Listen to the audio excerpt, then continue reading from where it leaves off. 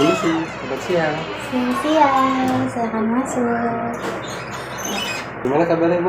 Alhamdulillah baik. Gimana Mas kabarnya? Alhamdulillah. Alhamdulillah baik. Dipersilakan duduk ya Mas.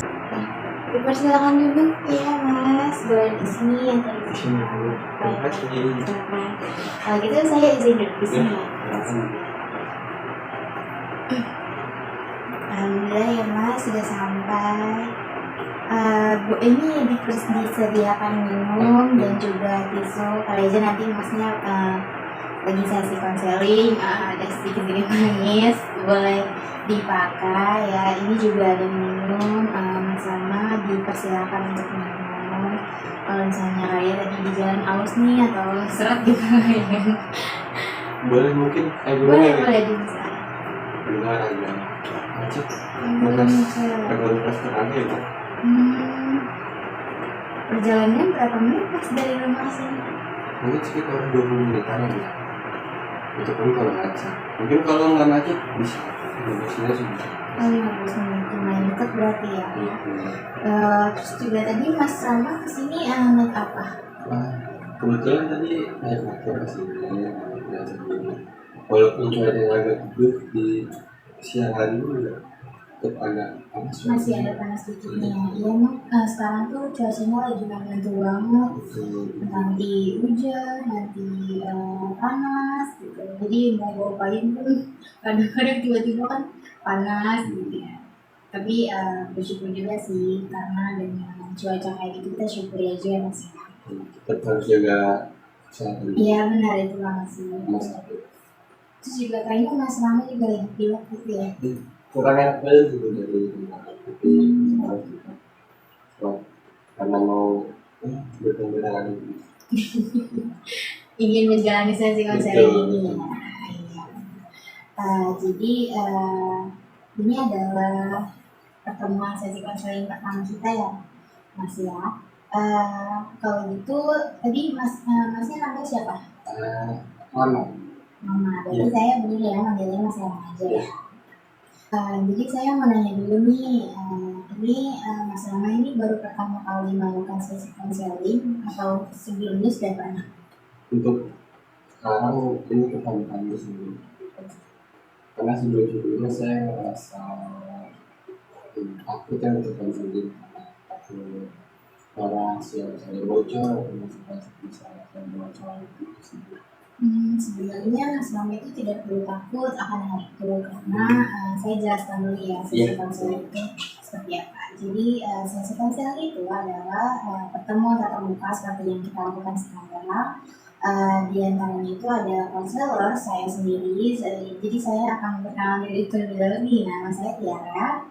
Jadi Mas Rama bisa panggil saya Tiara aja atau Ibu, silahkan dipersilakan.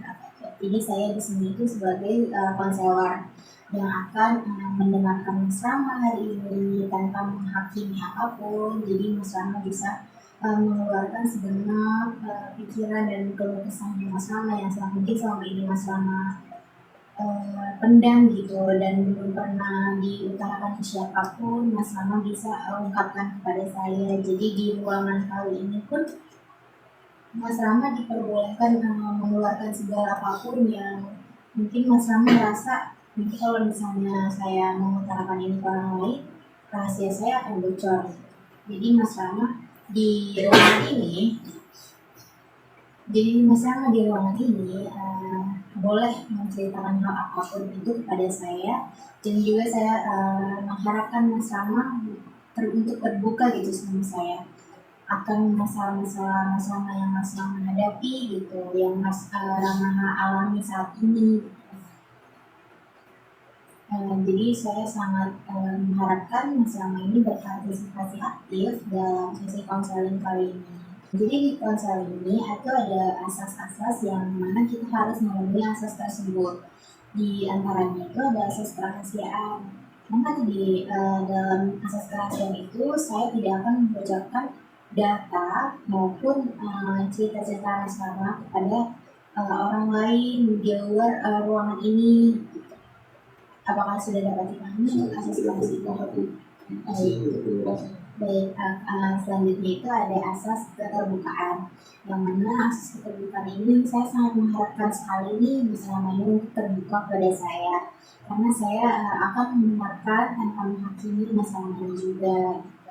Jadi untuk mengatasi permasalahan yang masalah alami, yang masalah menghadapi saat ini, saya sangat mengharapkan bersama itu untuk terbuka pada saya ya.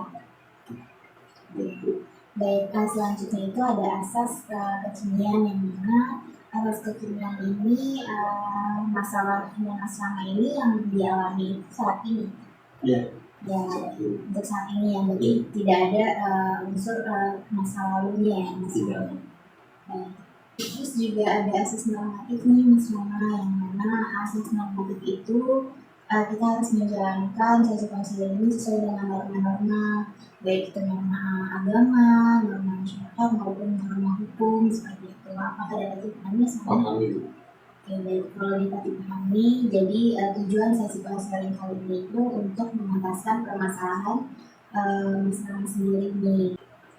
Baik, tadi Mas Rama sudah pahami ya terkait apa yang sudah saya katakan mengenai apa itu sesi konseling gitu, dan juga asas-asasnya gitu. Sudah dapat dipahami. Oke, baik, kalau gitu mungkin saya akan beralih bertanya kepada suhu ruangan dan juga kondisi ruangan saat ini. Apakah Mas Rama sudah nyaman? Sudah nyaman. Untuk sekarang suhu ruangan tidak begitu lembab dan begitu panas. Alhamdulillah kalau gitu mungkin kita bisa cerita sedikit-sedikit nih bersama mengenai permasalahan Mas Rama. Karena kalau misalnya Mas Rama datang sini tentu sudah ada permasalahannya ya. Untuk itu mungkin kita bisa berdoa terlebih dahulu ya Mas Rama sebelum melakukan sesi konseling. Baik, dipersilakan berdoa untuk saya masing-masing.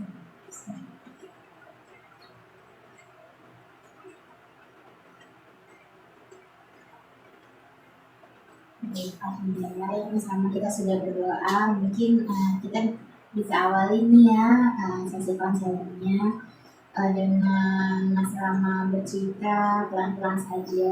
Saya akan mendengarkan tanpa menghakimi Mas Rama.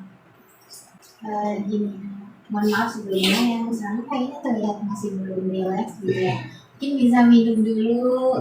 Kalau misalnya Mas Rama memang belum mau mulai, nggak apa-apa. Mas Rama bisa mulai sendiri. Jadi saya mempunyai masalah. Mungkin untuk sebagian orang ini masalah tidak terlalu serius, tidak terlalu diperhatikan. Jadi minta masukan saya. Berarti baik saya pahami, berarti Mas Rama mempunyai apa yang mengganjal gitu, pikiran yang mengganjal tentang masa depan bersama. Mungkin Mas Rama bisa menceritakan lebih dalam kepada saya apa perasaan itu. Waktu pertama itu menjadi seorang ayah sendiri itu selalu terpikirkan oleh saya dan selalu ada di kepala saya. Itu menjadi suatu beban untuk sekarang gitu sih. Berarti saya dapat pahami nih bersama bahwasanya selama ini mengalami ketakutan ya Iya, masa depan betul. Takutnya ini akan menjadi seorang ayah. Betul. Mungkin Mas Rama bisa ceritakan lebih lanjut takut akan menjadi seorang ayah itu dalam segi apa Mas Rama? Saya takut menjadi seorang ayah itu karena takut menjadi figur yang tidak baik untuk anak-anak saya, menjadi teladan yang tidak baik untuk calon istri saya nanti, dan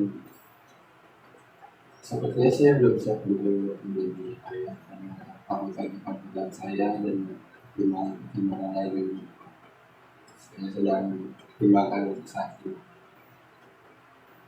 Karena kebanyakan orang itu tidak terlalu memperdulikan sosok seorang ayah dan pentingnya peran ayah untuk anak untuk selalu bersama gitu.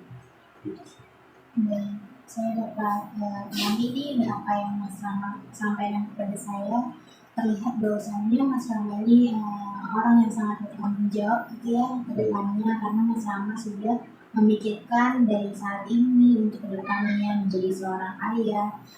Dan Mas Rama takut akan masa depan Mas Rama, tapi Mas Rama sudah hebat loh, sudah berpikir untuk kedepannya.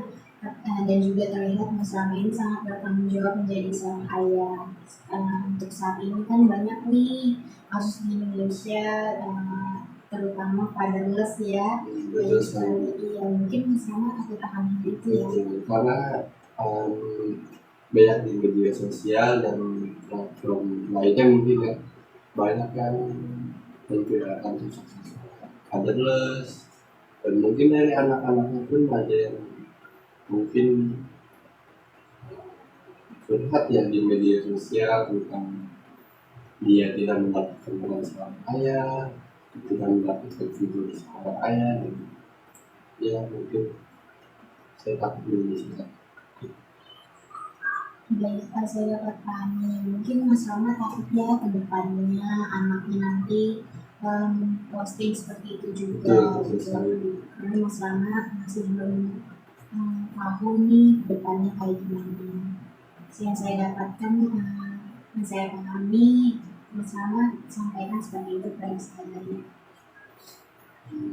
Lalu selanjutnya mungkin Jadi sebenarnya juga saya takut akan hal itu balik lagi ke background dari keluarga saya, karena saya kurang mendapatkan mungkin seorang ayah gitu.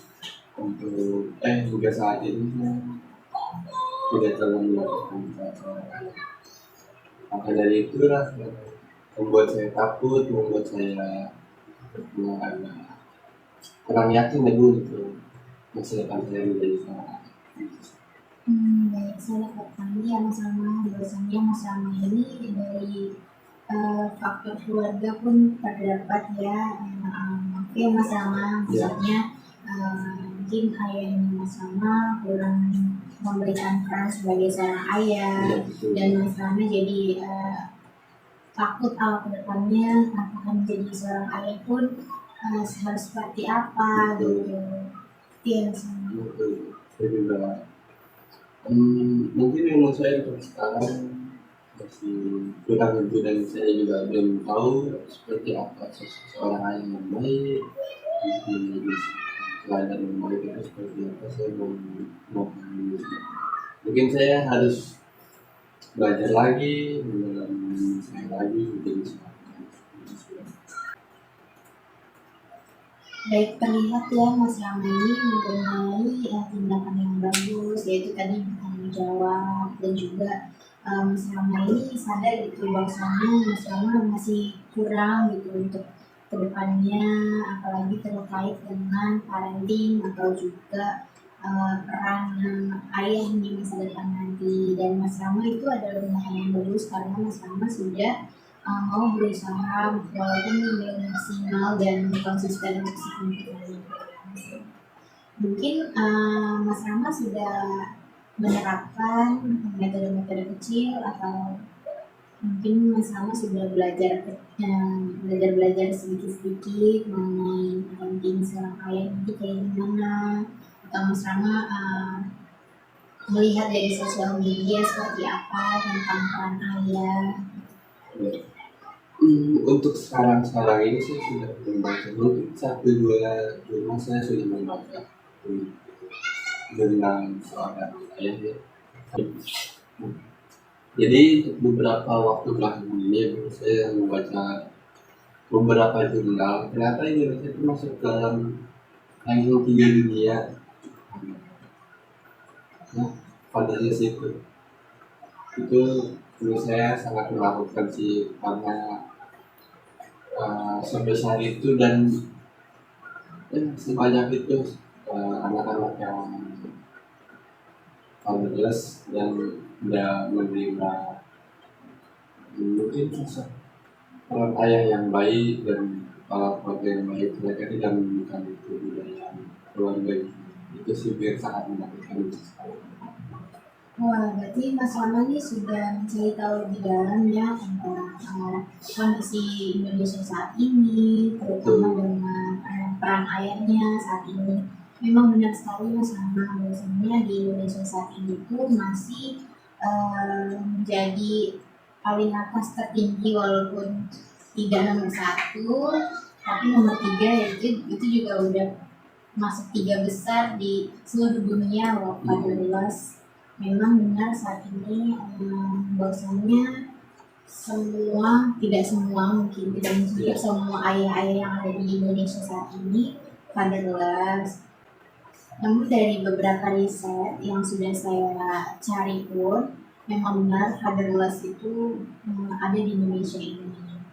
Dan banyak itu jadi di Indonesia saat ini tuh kata lain dari fatherless ini adalah patriarki.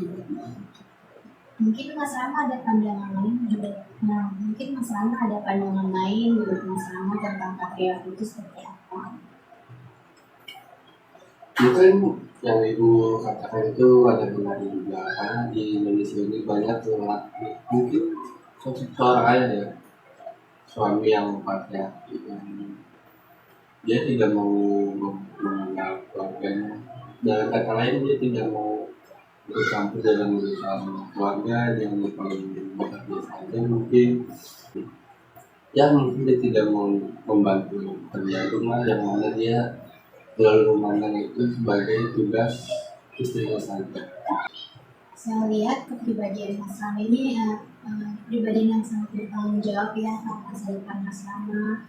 Dari Mas Rama takut akan masa depan, jadi karena melihat kondisi Indonesia saat ini adalah kekurangan ayah, dan di sosial media pun banyak anak-anak yang speak up gitu ya, ngomong langsung ke media sosial mengenai ayahnya itu sendiri yang kurang akan peran ayah gitu. Dan selama ini kemajuan yang luar biasa untuk mengetahui hal tersebut. Mungkin Mas Rama ada tindakan yang atau usaha-usaha lain terkait masa depan Mas Rama menjadi seorang ayah? Untuk sekarang saya sudah belajar di beberapa media sosial ya, yang menunjukkan cara menjadi ayah yang baik. Mungkin juga ada di beberapa jurnal saya membaca itu ada cara menjadi ayah yang baik, para keluarga yang baik, dan figur yang baik untuk istri dan anak-anak. Itu adalah awalan yang bagus ya Mas Rama untuk tindakan dan usaha ke depannya. Mungkin Mas Rama boleh ceritakan lebih lanjut nih, apakah Mas Rama takut akan memberi asuh kepada anaknya nanti aja atau ada segi dari lain? Sejujurnya bukan dari cara asuh aja yang saya pikirkan untuk sekarang, karena dari segi materi pun saya memikirkan hal itu. Karena banyak mungkin pernikahan yang terbilang masih di usia muda, dan secara materi dan pengetahuan pun mereka belum terlalu paham dan terlalu yakin untuk itu, tapi mereka sudah melakukan suatu pernikahan. Menurut saya itu sibuk materi salah satunya juga, karena materi itu mungkin tingkat perceraian di Indonesia ini juga salah satunya mungkin karena materi juga.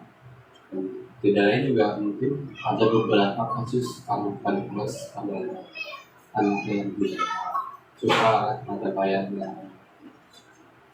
Benar apa yang Mas Rama sampaikan kepada saya, bahwasanya pernikahan itu bisa menjadi perceraian itu karena salah satunya ekonomi. Itu paling banyak sih Mas Rama. Namun juga ada ibu-ibu hebat di luar sana yang masih bertahan dengan suaminya walaupun suaminya itu fatherless. Tadi kan kita sudah membahas nih mengenai peran seorang ayah, dan Mas Rama pun juga sudah melakukan usaha yang sangat baik. Untuk itu Mas Rama kan melakukan belajar dari jurnal-jurnal atau sosial media lainnya tentang menjadi seorang ayah yang baik. Dan tadi Mas Rama juga menyinggung soal materi kedepannya. Mungkin ada usaha atau tindakan saat ini yang Mas Rama lakukan mengenai materi kedepannya? dari segi materi sih sudah mempersiapkan itu dari sekarang untuk pernikahan nanti dan untuk masa depan saya. Jadi mungkin saya udah mencoba menyisipkan uang saya sedikit-sedikit untuk masa depan yang lebih baik, agar nantinya kalau saya sudah berkeluarga mungkin tidak ada kata kekurangan materi, kekurangan pengetahuan, dan saya harus membimbing anaknya. Menerima semua itu jangan sampai seperti saya. Oke, baik, saya pahami apa yang Mas Rama sampaikan pada saya. Mungkin saya akan bertanya nih kepada Mas Rama, karena tadi kan Mas Rama juga takut akan hal materi ya.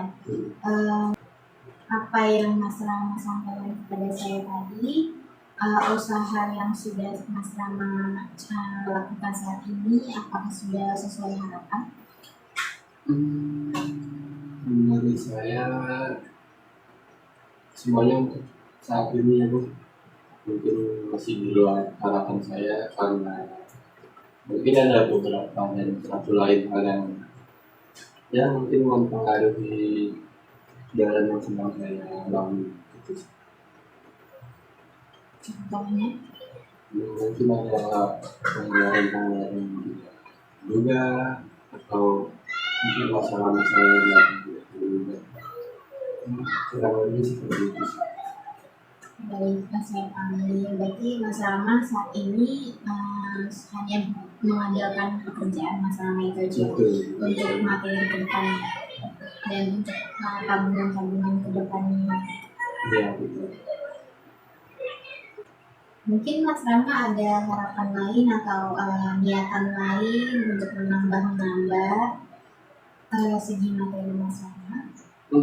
Untuk sekarang saya kepikiran untuk membuka usaha kecil untuk saringan dan mungkin kemasukan tambahan untuk pengeluaran yang tidak terduga, agar segala itu terkondisikan dan ya tidak berat untuk pengeluaran dan pemasukan.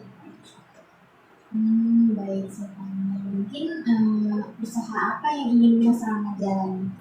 Mungkin beberapa tahun belakangan ini mungkin di bidang kuliner ya Bu, sedang ramai juga dan banyak juga makanan-makanan atau minuman bahkan yang mungkin menarik minat pembeli. Mungkin itu menjadi salah satu yang saya pikirkan sih di bidang kuliner.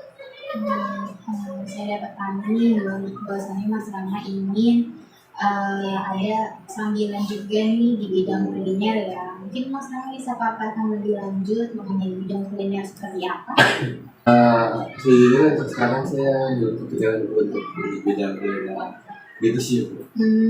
Tapi Mas Rama walaupun belum kepikiran, tapi kan Mas Rama sudah ada niatan nih Betul. untuk mempunyai sambilan usaha di bidang kuliner. Mungkin saya ingin bertanya nih pada Mas Rama, saya dapat pahami nih bahwasanya Mas Rama ingin mempunyai usaha di bidang kuliner. Mungkin pekerjaan Mas Rama saat ini ada hubungannya ya dengan kuliner itu. Karena pekerjaan yang saya sedang menjalani untuk saat ini itu adalah di bidang kuliner. Maka dari itu saya yakin saya sudah punya basic itu dan saya mungkin percaya saya bisa menjalani itu di itu semua. Dan saya pahami mungkin Mas Rama saat ini bekerja di kuliner yang makanan-makanan ya. Iya, betul. Baik, tadi kan kita sudah membicarakan soal dari peran ayah maupun materi. Mas Rama juga sudah belajar itu adalah awalan yang sangat bagus. Mas Rama sudah mengusahakan dengan membuat tabungan-tabungan kecil dari sisipan gaji yang saat ini Mas Rama lakukan pekerjaan sekarang, dan juga Mas Rama juga masih ada niatan ke depannya untuk membuka usaha kuliner. Itu adalah hal yang sangat bagus ya Mas Rama. Mungkin saya ingin bertanya nih Mas Rama, apakah melakukan hal tersebut dengan konsisten baik dari segi belajarnya maupun menyisipkannya? Saya sudah melakukannya di tahap belajar yang serius dan bekerja yang konsisten. Karena saya mau keluarga saya nanti itu hidup berkecukupan, istri saya hidup berkecukupan, saya pun demikian, dan anak saya pun mendapatkan semua hal itu, terutama dalam sosok peran ayah. Itu sih. Baik, saya pahami. Misalnya ini sangat keren banget ya. Jadi seorang yang bertanggung jawab. Mungkin Mas Rama bisa kasih tahu kepada saya belajarnya sudah konsisten belum? Mungkin Mas Rama belajarnya di hari-hari apa atau di senggangnya seperti apa? Untuk sekarang sih sudah belajar Bu, itu seminggu sekali karena pekerjaan yang saya jalani sekarang hanya memberikan itu seminggu satu hari, dan saya memanfaatkan waktu itu untuk belajar.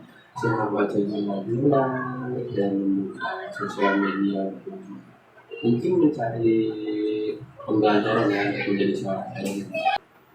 Baik, apa yang tadi Mas Rama sampaikan kepada saya itu awalan yang bagus ya Mas Rama. Bahwasannya Mas Rama belajar tentang menjadi seorang ayah yang baik, walaupun dari sosial media atau dari jurnal-jurnal, dan itu seminggu sekali pun itu sudah cukup. Walaupun mungkin bisa diperkembangkan lagi nih kalau misalnya Mas Rama ada waktu senggang. Itu kan baru pembelajarannya, belum ke materi. Mungkin dari materi Mas Rama sudah konsisten melakukannya. Dari segi materi saya sudah konsisten gitu menyisipkan kerja saya, dan itu pun menjadi tabungan yang mungkin tidak akan saya sentuh, dan itu akan menjadi satu pegangan saya masa depan saya. Dari apa yang Mas Rama sampaikan kepada saya di sesi konseling kali ini sangat bagus. Apa yang Mas Rama usahakan, apa yang Mas Rama ceritakan kepada saya sangat terbuka. Saya sangat mengapresiasi hal tersebut. Berhubung waktu sesi konseling kita sudah lebih dari cukup, mungkin Mas Rama ingin melakukan perjanjian dengan saya mengenai pembelajaran yang ingin diperkembangkan lagi, misalnya seminggu 2 kali, atau dari segi materi Mas Rama ingin terbantu nih dengan saya. Mas Rama ingin melakukan usaha kuliner nih dengan memulainya dikit demi sedikit apabila Mas Rama sedang. Untuk pembelajaran mungkin saya akan tingkatkan untuk menjadi seminggu 2 kali atau 3 kali, di mana saya mendapatkan waktu senggang, saya akan memaksimalkan waktu itu semaksimal mungkin. Dan dari segi materi pun saya mulai mencoba. Setelah ini saya akan mencoba, mungkin saya akan mencari tahu dulu, dan mungkin saya akan memulainya lebih cepat. Baik, itu awal yang bagus nih Mas Rama. Kalau Mas Rama setelah sesi konseling ini ingin mencari tahu lebih dalam mengenai minat Mas Rama di bidang kuliner ini, apa yang mau diusahakan gitu ya. Iya. Ya. Untuk itu mungkin Mas Rama ingin sesi konseling berikutnya bertemu dengan saya kembali, menceritakan kembali, memberi tindak lanjut kepada saya apa yang Mas Rama sudah perkembangkan. Mungkin saya akan mau untuk sesi konseling berikutnya itu pertemuan kita berikutnya, itu kita bisa mengatur jadwal pertemuan selanjutnya. Baik, untuk itu mungkin Mas Rama bisa menghubungi saya terlebih dahulu ya, dan juga nanti saya akan menghubungi Mas Rama kembali mengenai jadwal sesi konseling yang kosong hari ini, hari apa aja, dan kita nanti bisa bertemu kembali dan melakukan tindak lanjut terkait perkembangan Mas Rama, baik dari pengetahuan Mas Rama maupun segi materi Mas Rama. Dan juga mungkin saya bisa menjadi teman Mas Rama untuk mencari jurnal-jurnal atau parenting yang bagus nih untuk kedepannya. Apakah Mas Rama bersedia? Bersedia. Mungkin Ibu bisa membantu via sosial media, WhatsApp mungkin ya, untuk membantu saya memberikan jurnal-jurnal yang mungkin bisa saya baca untuk di waktu sebenarnya. Baik, oleh karena itu saya simpulkan untuk sesi konseling kali ini ya Mas Rama. Ya. Jadi ya Mas Rama ini mempunyai ketakutan akan masa depan Mas Rama menjadi seorang ayah, dan juga dari segi peran ayah maupun segi materi, yang mana peran ayah di Indonesia saat ini itu sangat sangat penting ya, atau urgent banget, karena kan fatherless di Indonesia ini masih terbilang cukup banyak, dan usaha Mas Rama saat ini itu sangat-sangat bertanggung jawab ya Mas Rama, dari segi belajar yang Mas Rama maupun usaha sampingan Mas Rama ke depannya itu adalah hal yang cukup bagus. Kita hanya cukup mengembangkannya lagi. Iya Bu, benar. Baik, untuk itu mungkin Mas Rama bisa beritahu kepada saya apakah Mas Rama sudah lega dengan sesi konseling saat ini? Saya jujur untuk pertimbangan utama saya dan konseling utama saya ini cukup melegakan hati dan pikiran saya, karena semua beban dan pikiran saya itu tersampaikan dan tersalurkan, dan saya jadi ada gambaran untuk kedepannya dengan kehidupan saya dan planning apa yang harus saya lakukan. Baik, alhamdulillah ya Mas Rama, kalau sesi konseling hari ini cukup terlepaskan dengan baik. Mungkin kita bisa bertemu di sesi konseling berikutnya. Untuk itu mungkin kita harus berdoa terlebih dahulu ya untuk sesi penutupan sesi konseling kali ini. Baik, berdoa kepada masing-masing, berdoa di persatuan.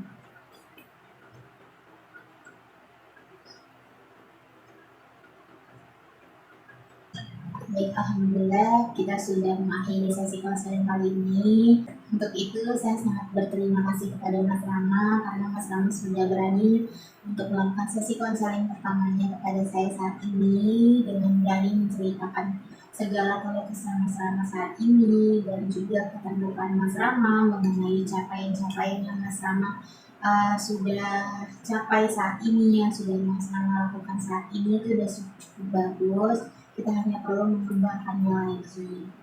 Itu yang Mas Rama. Ya, baik. Ya, untuk itu saya sangat berterima kasih kepada Mas Rama ya untuk melakukan sesi konseling kali ini. Untuk itu, mari bisa saya antar keluar ya. Terima kasih ya Mas Rama.